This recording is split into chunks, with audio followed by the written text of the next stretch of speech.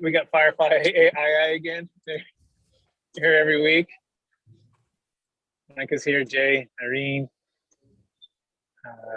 Mr. Hawk. Hawk's my protege. All right. I'm gonna have to introduce you guys. Yes. That is good. Do you I think we're live. Are we live? I think we're live. Yes. All right. Hey everybody, welcome. Uh-oh. Against Tax Solutions Deferred Sales Trust Mastermind, and excited to have everyone with us today. And we're talking a couple things like we do every single week. We're talking about how to help people defer capital gains taxes on the exit of highly appreciated assets, such as a primary home, a business, real estate, cryptocurrency, NFTs, so you can create and preserve more wealth to help your clients, friends, and family do the same. For those who don't know me, my name is Brett Swarts, and I'm founder of Capital Gains Tax Solutions. But I'm always joined by two amazing gentlemen, two business partners of mine. One is the Pierce York out of Newport Beach, luxury realtor and Capital Gains Tax Solutions podcast host. Pierce, how are we doing today? Doing fantastic. Almost as good as you. Yeah. You had to scramble for your keys there, but you made it out, huh? Got it. Yep. You're looking good. You're looking good today. Your video sounds great too. I mean, your video always looks good, but your sound sounds really robust as well. Awesome. And I'm also joined by Jake Miller. Sorry, I keep cutting you off. I think because I'm delayed for a second, but I'll try to slow that down. Jake Miller, excited to have you on again. Jake Miller is financial advisor, CPA Whisperer. Jake, where do your travels take you today? So obviously I'm from Utah. I have a house in Utah, soon to have a house in Kansas. Today, though, I'm in the wonderful tropical country of Colombia. Fantastic. Yes. Your hair's looking great today. Does your hair do better in Colombia versus the States? Like, do you feel like you got better? It's like better moisture down there. I literally don't have to put anything in my hair down here because the moisture, it just goes like this. Beautiful. It's like your soul glow. You guys remember that one? That's right. Very nice. Great. So, Brad, Jake, can you give us? Yeah. I was just going to ask. I mean, where do your travels take you today? You're actually literally on the way somewhere. Yeah. So here's the clan. We're here. We're traveling. We're live. People, where are we going today? Where are we going? Anybody? Six Flags, right? It's Marine World. We're going to see the dolphins jump. No longer the Free Willy. They banned the Free Willy out here, understandably so. But the dolphins are still able to jump and not be free, which is interesting. I think someone's had to fight for the dolphins' rights. Yeah, we'll do some roller coasters. We'll do some family time. So that being said, Jake, give us a little bit more about the vision, and then we'll dive into the deal close story of the week. The reason we are all here today is for all of those people who have highly appreciated assets that would otherwise suffer a capital gains consequence, a tax, should they sell that highly appreciated asset without doing the proper planning and receiving the proper guidance of which we provide. And we bring all the relevant professionals to the table to make sure that the correct outcome or the most positive outcome can happen for the client, that they know from the beginning how to exit this highly appreciated asset in the most tax efficient way. And we love doing it because not any one client is too similar to the next. And so every new client is a new adventure. And we work really well with other professionals. In fact, on this call, likely we'll have attorneys, we'll have CPAs, we'll have other financial advisors, we'll have big business owners. And even if they're not on this call today, Brett, they often watch it afterwards. And where do they watch it? Oh, they can watch it on YouTube. Oh, go ahead. Yeah, go ahead, Pierce. I was just going to say YouTube, Facebook, Kingdom Luxury Realty, Kingdom Luxury Facebook, Capital Gains Tax Solutions YouTube. Strategic ExpertCRESecrets.com as well. Strategic CRE Secrets. Yep. So we're all over any number of different places. They can go to the gym, they can be working out, pumping iron, listen to the podcast, whatever. We try to make this information as public as we possibly can, just so that more of the people out there can hear, as they would say here in Colombia, las buenas nuevas, or the good news. They can understand what's going on and how to take advantage of it, whether or not this would work for them. Because again, Brett and I were incredibly focused on helping people know from the very beginning so that nobody wastes any time. Is this a solution that could work for you? And if not, maybe there's some other people we could refer you to for your specific situation. So Pierce, who does this work for? Who would you say is a good fit? Who does it work for? Yeah, absolutely. So I was actually just having this conversation, and I'm gonna do a little shout out really quick to Irene. I see she's on the thing here, and we were actually talking about this last night. So typically, our criteria is $1 million net proceed and $1 million gain, and the reason it has to be like that is because the pain has to be enough. So What kind of pain, Pierce? What kind of pain? the pain of writing that check to just our government over there who is Now, it's not like we don't like our government, right? But like if we have a big old investment that's this big and we got to chop it all up so that we can reinvest into the next project, and chopping it all up because we're deciding, we're reactively deciding to give the government their share now rather than later. right. We're not as capable of doing as much as we could. Should we be able to invest the whole pie, right? Absolutely. There's just a little piece of me and probably a lot of other people on this call that just think that we can be wiser stewards of some of the resources. And so we would like to invest that and help the economy in our way instead of just give it all to the government, or at least a huge chunk of it to the government. So that $1 million gain, depending upon your state, will be anywhere from, 200,000 to almost 50%, up to 500,000 if it's in the right situation of tax liability going away. That's a huge chunk of your profits. So at that ratio, it's definitely a home run. You got it. And it works for cryptocurrency owners, NFT owners, artwork collectibles. You can save a failed 1031 exchange. So for any investment real estate people out there that are looking to do 1031 exchanges, and it's hard to find deals that make sense. Cap rates are low. Interest rates are going up a little bit, but still values are way up. And you're looking for an alternative to diversify, to defer your tax, and so that you can create and preserve more wealth, but also have entrepreneurial freedom. I mean, you can be passive and you can retire, which is beautiful part about it. Some people are our clients, they put it 100% into passive investments, 100% into stocks, bonds, mutual funds. But there's also those who want to go back into cryptocurrency or go back into businesses, build some real estate. You have that entrepreneurial freedom with the Deferred Sales Trust, which is a really valuable tool to have. But that being said, we also want to be prudent and wise about timing, and that's why there's a team involved with this. And if you're wondering who are all these people, what are all their roles, Jake, what would you say the three main roles are, and what is the relationship between the taxpayer to those roles? Absolutely. So in the beginning, there's a client, Mr. and Mrs. person that has something on their balance sheet that is a highly appreciated asset and they want to sell it. For us to make the Deferred Sales Trust work, there is a team, as you mentioned. We bring the dream team or the A team to the table, and that consists of a financial advisor or a money manager of sorts. That consists of a trustee, and that consists of the tax attorney. All right. Now, regardless of some of these credentials, right, essentially to the table, we've got like a CFO or financial advisor type person, a COO or the trigger puller or the guy that's doing all the work and before the eyes of the IRS, right? That's Brett Swarts. And then, of course, we have the tax attorney when we use Campbell Law Firm. Wonderful people, 26 years with a perfect history defending or presenting this before the IRS. And, in baseball, that'd be batting 1,000, right? That's so awesome. The literal dream team of people that can make this happen for you. Why is it necessary that we have so many people to the table to make this deferral of your otherwise sales transaction where you have taxes now? Well, part of that is because each entity, for the integrity of the trust, needs to be separate. In other words, the financial advisor, third party, which is Jake Muller here, the trustee, which is our role, capital gains tax, which is my role. We can't be one and the same person. It also creates, and same with the legal, can't be one or the other. Makes this team, and I actually think about things that have this sort of like the way our judicial system is set up, with three branches of government.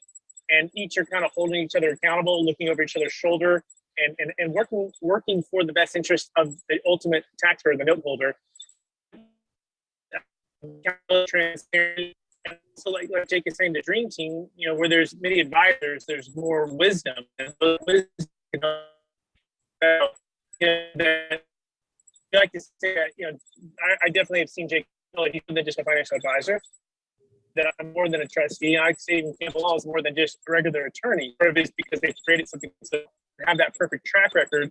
But when you combine the team, you want to, you should have, some transformational type of exit planning. And that's kind of the beauty of this. That's part of why it's kind of not only just not unknown. I mean, people are getting to know about it because they're hearing us talk about it all this time. It's not because they haven't seen it done. There's not a lot of things, man.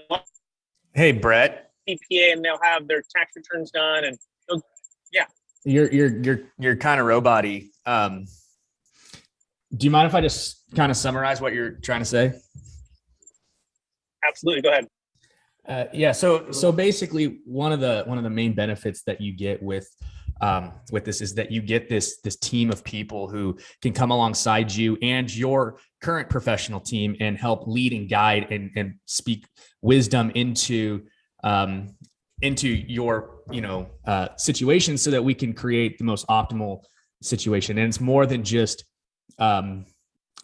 just what you currently have, because we are bringing experts in the field that are absolutely incredible people. Just Jake Miller himself, I'm going to brag on you a minute, is just a genius, when it comes to certain tax, laws and structuring things and whatnot. And you get those types of people when you come alongside with us. And so it's not only just deferring the tax on this one thing, but it's now you've created yourself a team of people that will come alongside you and will help exponentially just increase your ability to create and preserve more wealth and do the things that you want to do in your life.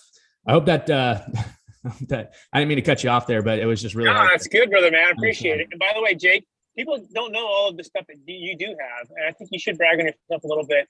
Give us the background of all of the things. Like, who is Jake Miller? Like, we just talk about the man with the hair who's a financial advisor, but there's so much more. So give us a little bit more, Jake, of your credentials and your background.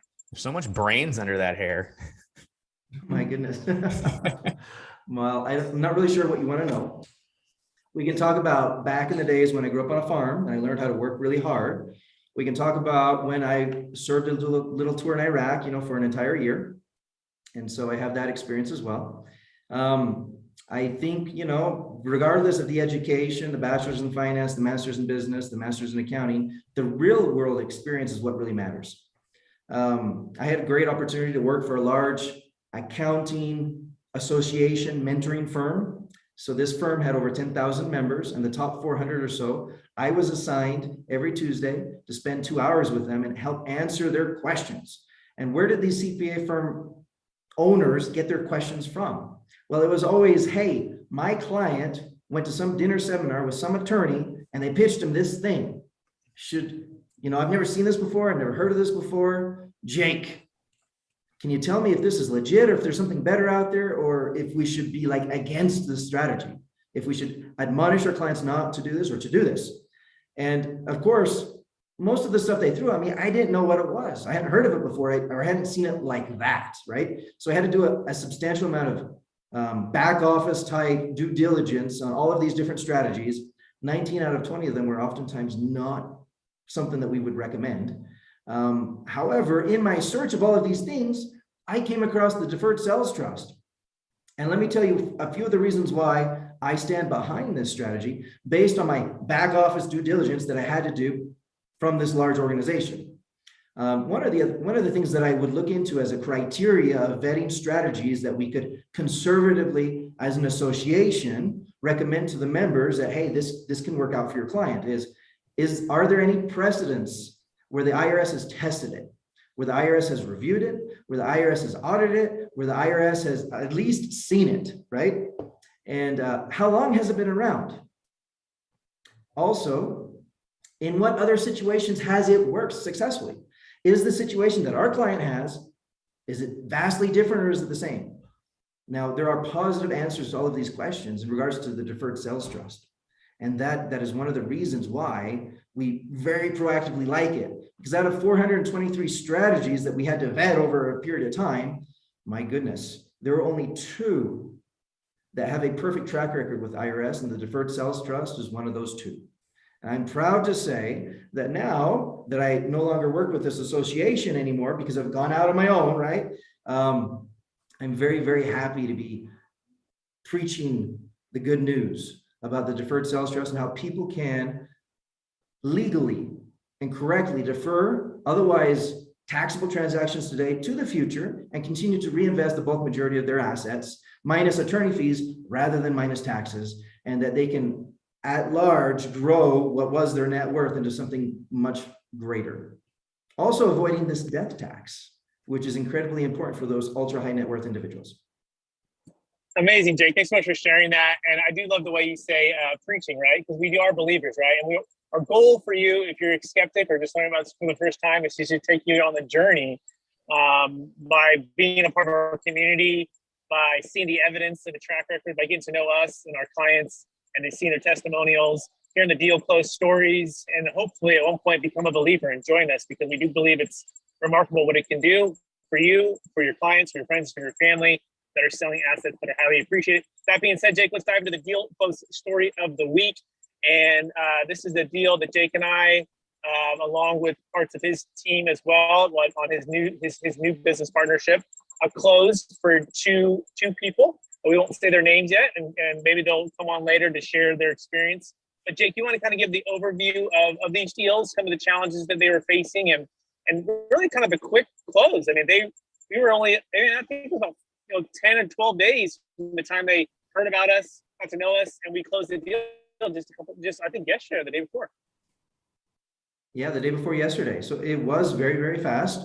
It literally, these individuals, they do real estate syndications. They do real estate syndications, and they have a number of cells that they're going to have throughout the year. Some of them are really small, some of them are medium sized, some of them might be a little bit bigger later on. At the end of the day, Brett and I, we like to relate things to sports, because a lot of people can relate to sports, right? This deal may not have been what I would call a home run, an easy, like no brainer, like the tax pain is so significant, let's do this. So what we ended up doing, because it looked like it could be a base hit, and a base hit might make sense for them because they're going to have several different base hits. If you have enough base hits, you eventually get around the plate, right? And with these transactions, we worked very closely with their CPA. There were some issues back a few years ago with their tax returns on what their actual basis was. So we had to do a lot of extra work on adjusted basis so that we'd know exactly what the tax pain would be. And should that tax pain, minus the attorney fees, be significant enough that they want to do this so they can roll it over and reinvest in real estate again with the Deferred Sales Trust as a future partner. And at the end of the day, it was. And so I want to say, like rapid fire, several meetings over 3 or 4 days, the decision was made that yes, let's do this. And they pulled the trigger. They signed the attorney engagement letter. The attorney was involved consistently, like every day for 3 or 4 days. And all the right paper was signed. Brett got things notarized and overnighted. And we were not an impediment to the deal happening.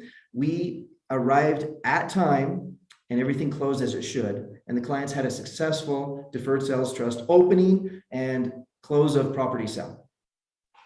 Very well said. Great summary. The next step.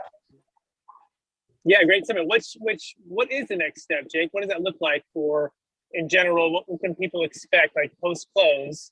What does that look like? Absolutely. So there's a liquidity requirement with the Deferred Sales Trust. They must maintain at least 20% in marketable securities or some other type of liquid investment. But these individuals, of course, because they're serial real estate investors, they will continue to take the bulk majority, roughly 80% of the proceeds, and reinvest it in other real estate holdings. Now, there are 2 individuals involved here. One of them has a slightly different philosophy than the other. So we might have more in marketable securities just to provide some passive income, which would be helpful because it helps accomplish a goal. One of these individuals would like to liberate his spouse from having to work because they want this other income to be coming in. And so we're evaluating whether we do that through the future rentals and the income from the doors, or if we do that just from the marketable securities side of things that we can, with right now everything being at such a discount in the market.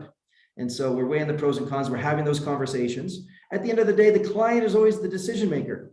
But now we've got CFO type financial advisor, strategic advisor helping out here. We've got this amazing real estate serial entrepreneur Brett Swarts over here. And then, of course, we have the tax attorney that keeps us all in line at the end of the day. You nailed it. Wow, that was really great summary. And also our team did a great job on the transaction coordination and answering questions and going through it. And sometimes it's like the fourth quarter and there's 10 seconds to go. And we've all got to perform, and that's what we love doing. And that's why it's really exciting to be able to help new people, new locations, new states. And so that being said, we're gonna open up for questions now. And so if anyone has any questions or thoughts, comments on anything we just said, on anything new, you can type it in the chat. You can also, if you put your name and where you're from, and then your question, and or just unmute yourself, and then you can ask away. And me, Jake, and Pierce are happy to dissect your deal, to answer your questions, to go through anything about the Deferred Sales Trust.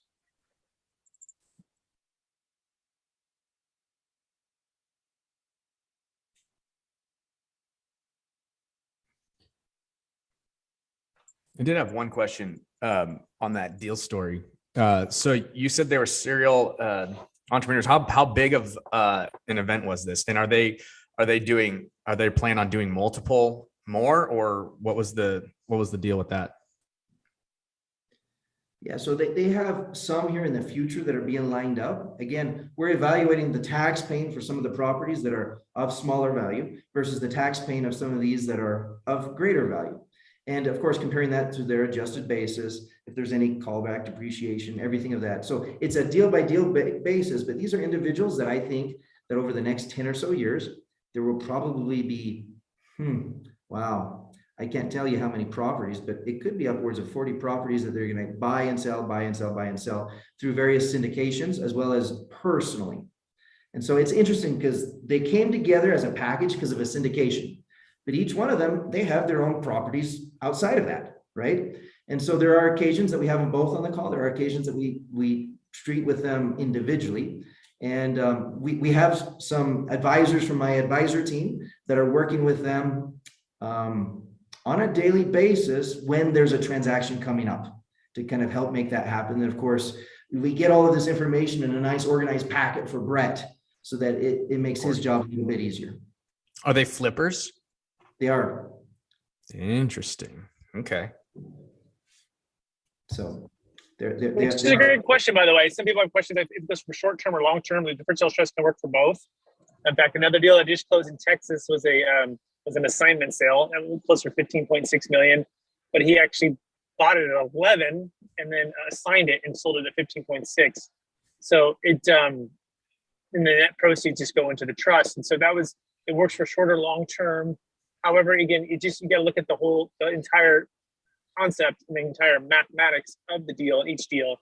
And so, like Jake said, as it scales as you put more into the trust and have more tax deferred, it scales and scales and scales. So that being said, well said, Jake. Pierce, what other questions do you have on that deal, or any other comments on that one? And also, again, anybody else who wants to jump in? We got Dennis, we got Irene, we got Jay, we got Melvin. Yeah. So I wanted to kind of pick on Irene a little bit, and I got her permission already. So,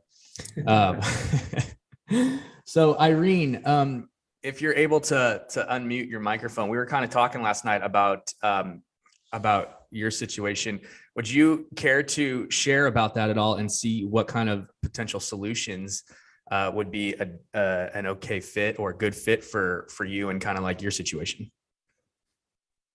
Sure. I kind of just came across a property that was a very good deal. I have a day job. I'm not a real estate investor per se, but I kind of just fell into something. But this deal has, for me, at least, I feel a significant upside in profit, and I just don't know what my next step was. So when I'm at Pierce, we just got to talking about Deferred Sales Trust. Yeah, absolutely. And so, we were kind of talking, and, with a flip, what's hard is it's hard to meet that $1 million, net proceed, $1 million gain kind of thing.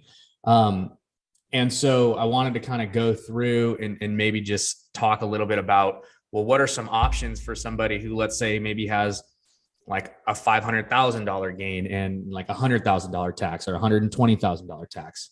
What are some options that they could do if the deferred sales trust is not good, or could it be good if they're going to do more? Jake, you want to take that?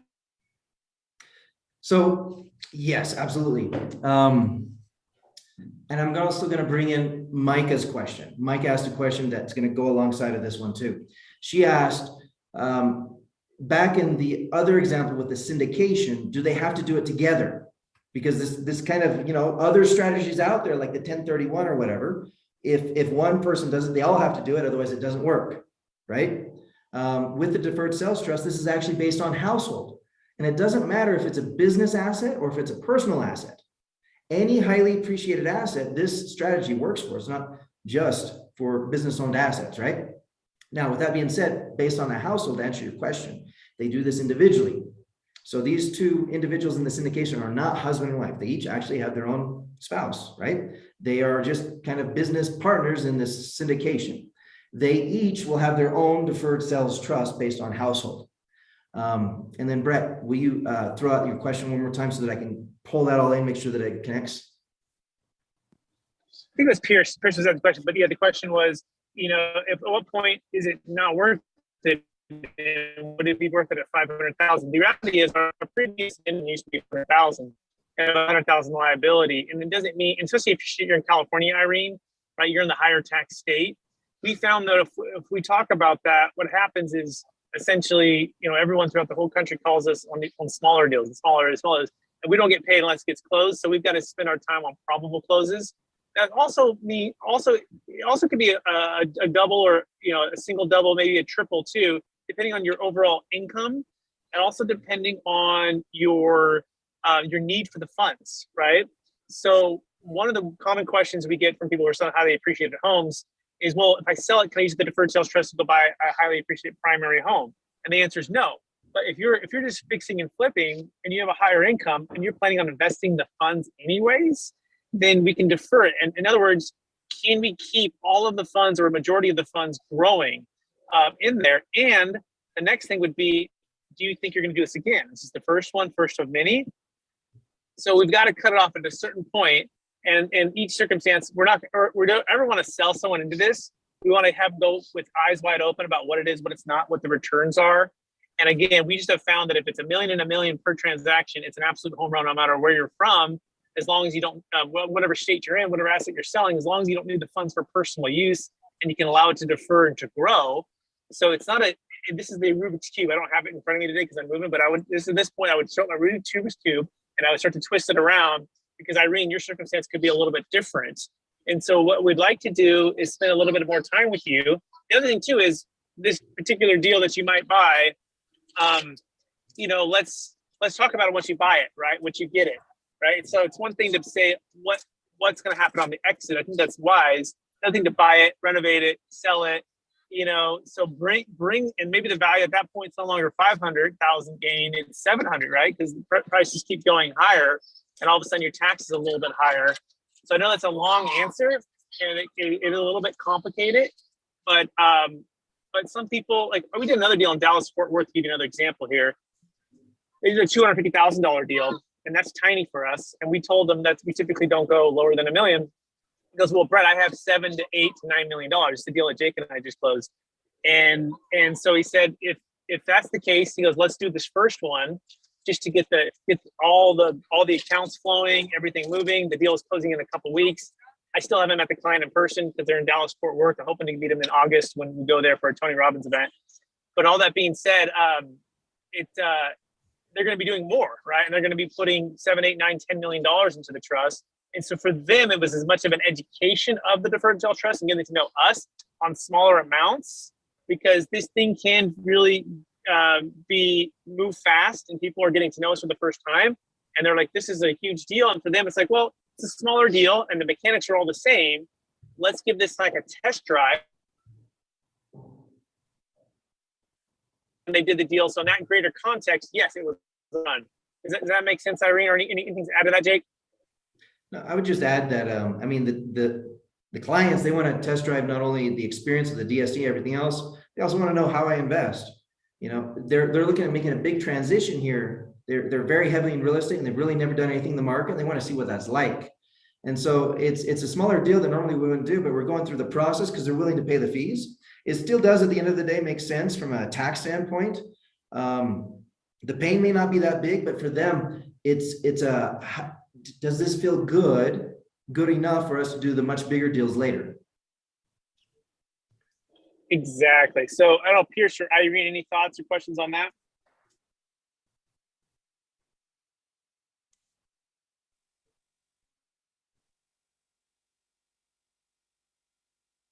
Go ahead, Irene. I see. Oh, no, I'm good. No, I'm good right now. Thank you. Thanks for the info. Awesome. You're welcome. You're welcome. Our pleasure. Pierce, any thoughts on that? Did I answer your questions on that?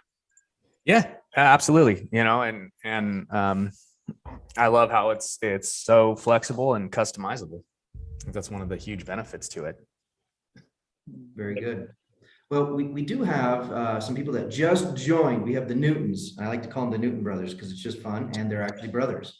Might be 9 years apart in age, but from your perspective, because these were actually clients that you guys brought to the table, we're not going to say their names, but we're talking about the individuals with the smaller real estate deals. How long did it take from start to finish when we introduced them to Brett? What was it, like 10 days? I don't even know if it was that long. I think it was a sub week, right? So we came to Brett after hearing stuff. We talked about doing it.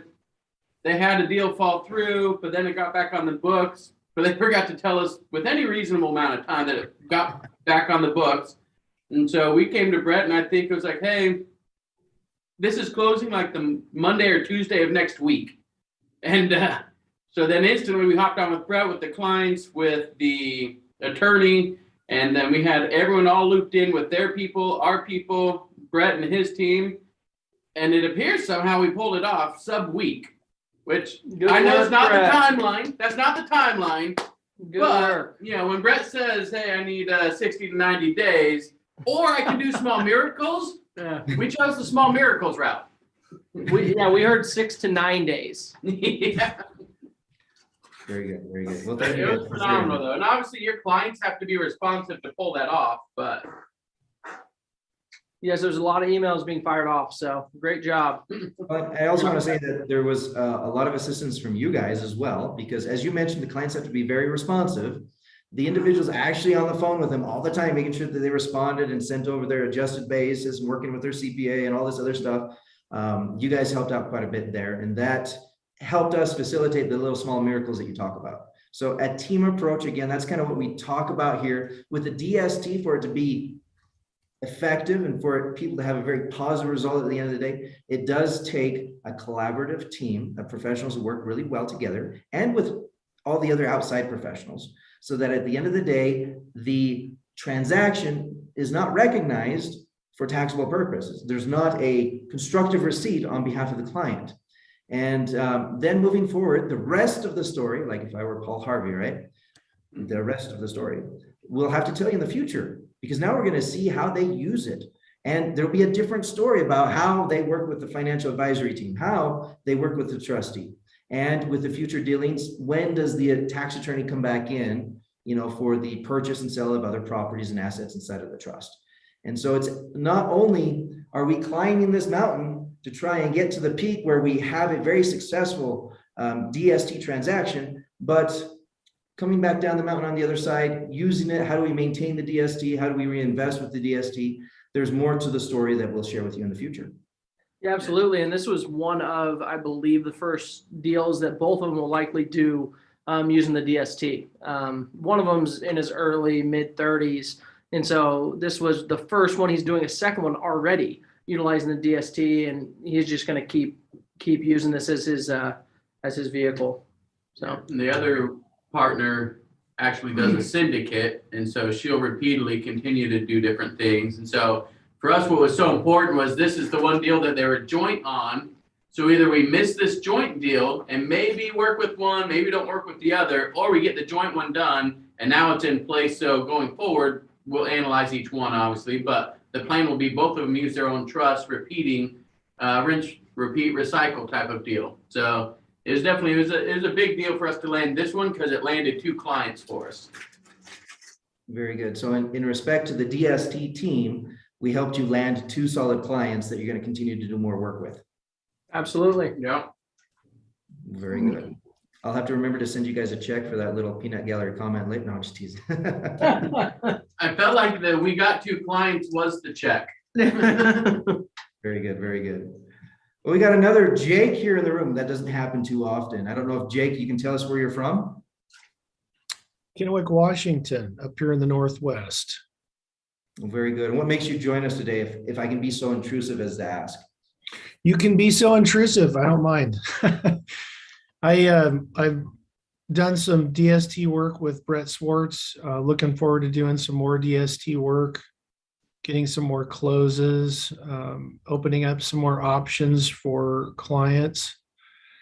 And it's been great. It's been great, and it's one of my number one strategies for growth, because when you can take that much proceeds that are going to go to the IRS and put it back in your clients' pockets for additional growth and income and chasing new opportunities, we open up a whole new universe of opportunities that maybe our clients didn't realize we had. So, I mean, if you're an advisor and you're here on this call thinking about whether this is going to be part of your long-term strategy, I'd say grab a hold of it and run with it, because it's a game changer for just about everyone that's qualified to use this. So very good. Appreciate you sharing that, Jake.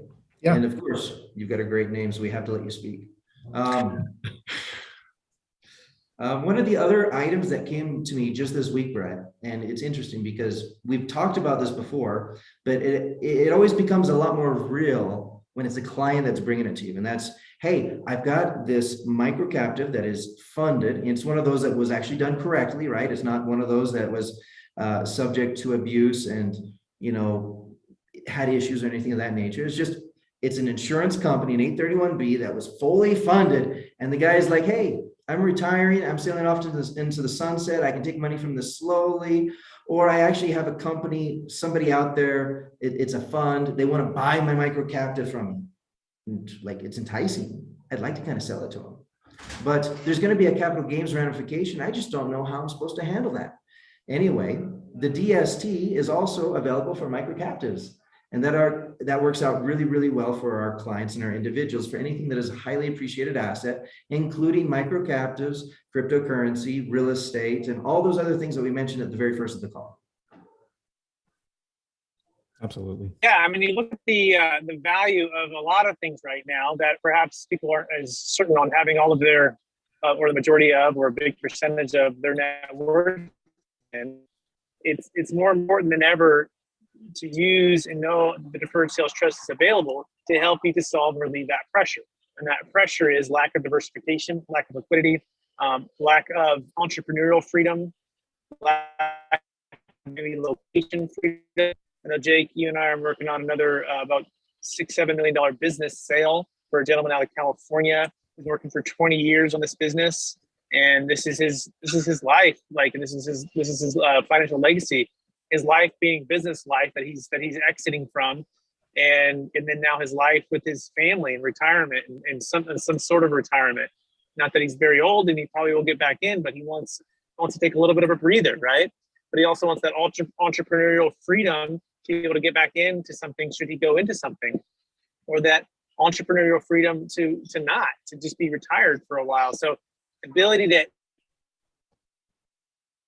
micro captives or captive insurance, NFTs, business ventures, partnerships, separate partnerships. The deal we just did in San Diego 3 weeks ago, it was a $12.75 million sale, and they developed car washes. And their main goal was to go build and buy more car washes. The developers, they're not in the business of 1031 exchanging and overpaying for properties.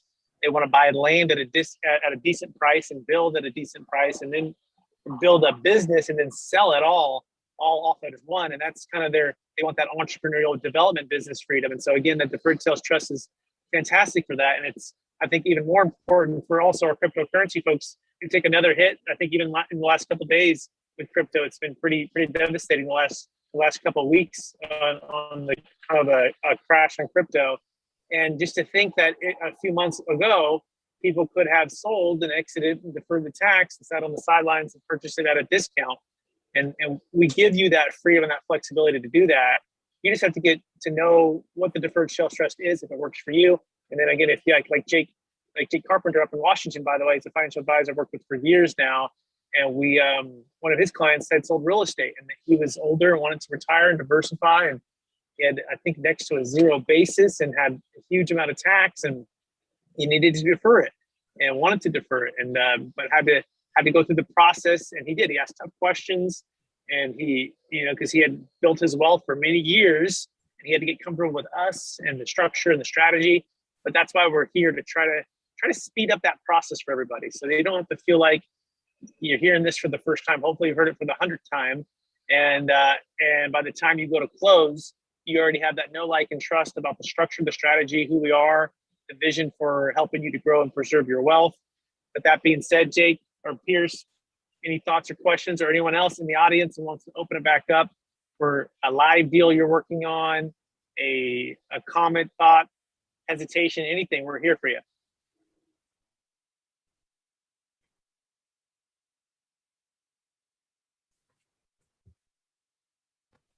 And also show you we're just driving, we're cruising, this is the family. In the meantime, everybody, where we going again? Where are we going? Six Flags, if you can hear them. No one's hopefully they're falling asleep a little bit so they have more energy. So yeah, it's gonna be fun. We're gonna do roller coasters. We're gonna see the dolphins jump. We're gonna see I think they have a bear there. I don't know. Might have a cougar or something, tiger. So Brett, I had somebody ask me, they're like, hey, we heard that you guys talk about, financial advisor being a little bit like a CFO and the trustee being a little bit like a COO, but is that really real? I mean, what does that really mean? And well, I explained a few things. Maybe you can fill in some of the gaps. I was trying to explain that in regards to the DST, we treat things a little bit differently, and we try to be very unbiased when it comes to asset class, meaning sometimes they want to reinvest back in real estate. Sometimes they want to be in marketable securities. Sometimes they want to be in and out of crypto, whether it's Bitcoin, Ethereum, what have you, right? Dogecoin, all of that stuff. Sometimes they want to be in their friend's business. We had that crypto client that we've talked about a few different times that wanted to, it was kind of also an emotional thing, invest in her friend's business. And that's very much allowable, very much doable. At the end of the day, that is a little bit different than just any old trustee out there and just any old financial advisor, in the sense that we oftentimes sit down with a client's advisory team of other professionals they've used in the past, because oftentimes when they do a deferred sales trust, it sometimes requires a new team at the table. And with that being said, we're more than happy, more than willing to work with those individuals, even though somebody else's name might be on some of these accounts and things, just for purposes of arm's length distancing, right? But how would you explain to somebody in regards to the deferred sales trust, how the assets are handled differently, since you're the trustee and whoever the financial advisor might be, because I know that you work with a lot of them. In fact, Jake here is one of your financial advisors, the two Jakes, right? How is it that the assets are supervised from the trustee standpoint, you being a fiduciary, doing what's in the best interest of the trust? Can you touch on that just a little bit? Yeah, so it depends on the level of the relationship and the level of know, like, and trust that's been established. And a lot of our clients, a lot of my clients are worth a lot more than me and have made wealth the way they've made wealth and have done very well. They don't necessarily need any help with that. And in that scenario, our role is still to review the investments alongside of them, but they must approve and I must approve. It doesn't, not dual approval, it's taxable. It's the first thing to kind of understand. It does take a dual approval to keep a separation between them and the tax. But it's, some of my clients are the opposite when they want, need, they're looking for that commercial real estate expertise, that real estate advisory type of role, where my background and my expertise and my investing in brokerage and building and all of that with my family over all the years comes into play. So I always say is we'll be here as much as you need or want us, in a sense of direction to earn a spot on your dream team. Don't assume and so we get the polarizations and the protocols, just like exchange. But the first thing is I don't presume to know more or have more or that they actually even need my thoughts or input. Although I do invite them to be open-minded about different opportunities that might be brought their way. And that also means working with financial advisors like you, Jake, right? And like Jake Carpenter, to be able to see what's someone else's who's a professional in that arena, who's focused in that area to bring to the table. And so it's a collaborative effort. It's a team effort. And one of the biggest misconceptions is, oh no, I'm giving up all my control to this third-party trustee who I've never met before, which is ironically part of why it's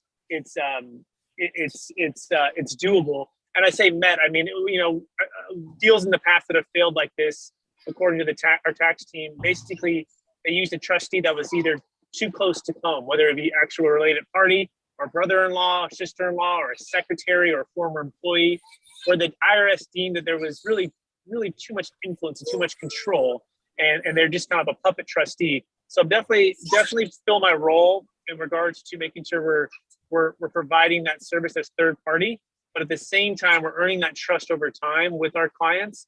Now some clients are very like, hey, we're more so putting it more on me and to help navigate that role.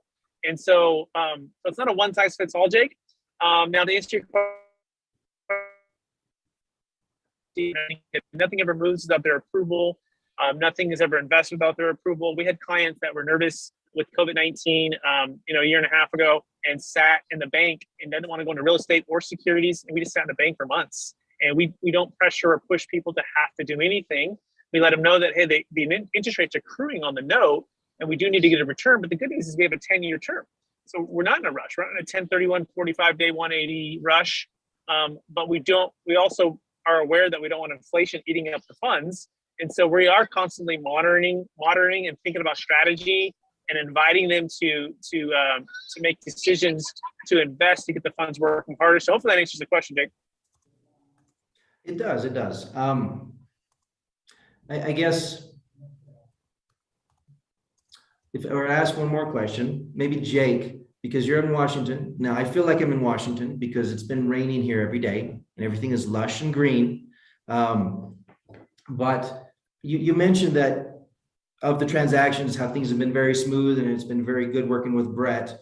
The other day, somebody asked me, well, why does the trustee charge a fee on all of the assets when I have a financial advisor? And my response was, well, because the trustee is the fiduciary of the trust and has to look over my shoulder for the client's best interest. But how would you answer that question? Is that directed towards me? Yes, sir. Okay. All right. Sorry. Well, really, your comment when you kind of started your line of questioning was there's a lot of power to what you just talked about, in that we're basically bringing in a team, and I call it a capital gains repurposing team.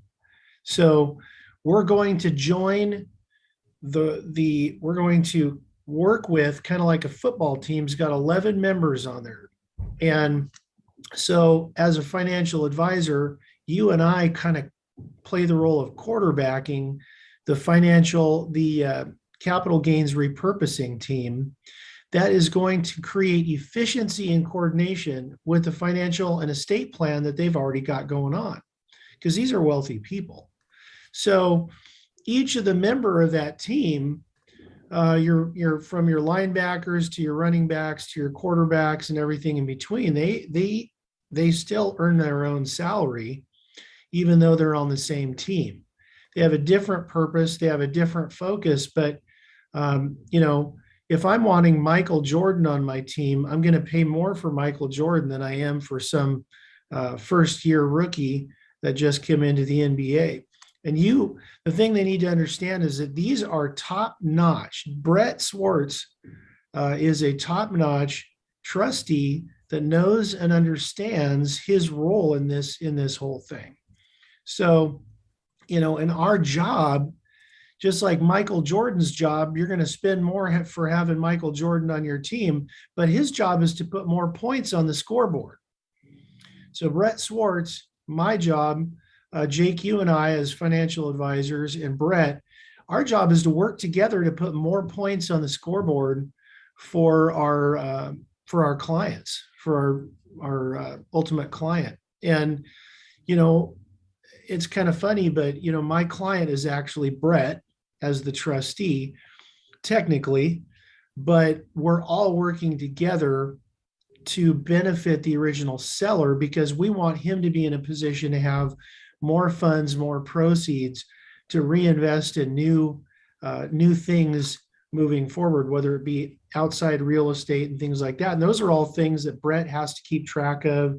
He has to make sure he manages as the trustee to be able to provide good fiduciary advice to the trustor. So incidentally, I don't have a lot of problems with those concerns, but that's a really good point because you can get into the weeds really quick if the client kind of gets a little overwhelmed because they got a financial advisor, in Washington or California, they've got a trustee that's somewhere else, and they got, the estate planning team and Jake Pfeiffer and whoever, you're using for a tax attorney. So it does get a little bit complicated. And, why are we paying Brett if we're already paying the financial advisor, 50 basis points or whatever? So now, it kind of adds up. But I like the way Brett initially, as you're going into the transaction, he breaks those fees down and kind of makes it manageable for the client to wrap their brain around. And ultimately, what it boils down to is, do you want to pay the $3, $4, $5 million tax bill or whatever it is, versus, 1.5, 150 basis points, every single year. So hopefully that made sense. No, that makes perfect sense. In fact, I wanted to bring Melvin Gatson, if you're here. Melvin's a CPA, and he actually has several clients who are football players. And so I wanted to see what he thought of your analogy there, the team approach, and every member of the team has a job to do and all of that. Yeah, incidentally, Jake, I position myself, as the financial advisor, the financial professional. I really try to position myself as the quarterback of the whole entire thing. So the financial advisors, as you may know, Jake, they're sometimes in the box. The only thing they really work with is that stock, bond, mutual fund account that they've got, and they don't really even consider real estate as a true asset class unless it's a real estate index fund or something like that. So a lot of times I'm having to move into a position where I'm orchestrating and working with the financial planner, but ultimately I'm building a team around them and working with their CPAs, their attorneys, their real estate brokers. I'm bringing in the deferral team. And I'm playing quarterback to try to make sure that everyone's on the same page. The estate plan, the retirement plan, the capital gains deferral plan is all working together with maximum efficiency and coordination. Absolutely. And a lot of these deals, there are so many of these deals that are real estate related. And that also means that the realtors, like Custom Pierce, what's the name of your Custom Kingdom Realty, something like that? Kingdom Luxury Realty. Kingdom Luxury Realty, yes. And of course, Irene as well here on the call. And everything you're saying, Jake, makes perfect sense because we have the Newtons here, yourself, myself, and all of these financial advisors that just love Brett Swarts. I don't know what he does, but he seems to attract a lot of brilliant people to him. And I'm just fortunate to be here amongst the group, hanging out with everybody. And it makes for a really good time. He's certainly a good looking guy. But You guys are too kind. I know you're talking about. He closed a deal in under a week. then I when know, right? it's gonna close. It's pretty awesome, man. You know, Very And good. he's driving to Six Flags with a car full of kids. Doesn't get better than that. Had we done and that, we'd closing use it. Yeah. Well, and back in the day, if you had more than one child, that meant that you were a rich man. Brett, how many kids do you have? We got 5. Everyone say hi. Say hi. Wow. Hi. Hey, So- Brett, I gotta hop off, man. I got a podcast to do. So I will, I'll see you guys on the next one, and I'll let you guys finish up. Pierce, where can people find you if they want to find you? You can go to my website, kingdomluxuryrealty.com, and you can check that out, or check us out on the podcast. We'll be live streaming on Expert CRE Secrets, Capital Gains Tax Solutions YouTube channel, Kingdom Luxury Realty YouTube channel, Kingdom Luxury Realty Facebook channel. Awesome. You Thank catch you, me here Pierce. every Friday as well. I'll talk to you later. Hey, Jake Miller, people want to find you. Where can they find you? strategictaxsolutions.com, as well as there's an 800 number, 1-800-773-1848. Again, strategictaxsolutions.com. Hey, Newton Brothers, people want to find you. Where can they find you? Oh, we just lost them. They just jumped off. Oh, Jake Carpenter, people want to find you. Where can they find you? It's equiluscapital.com, www.equiluscapital.com.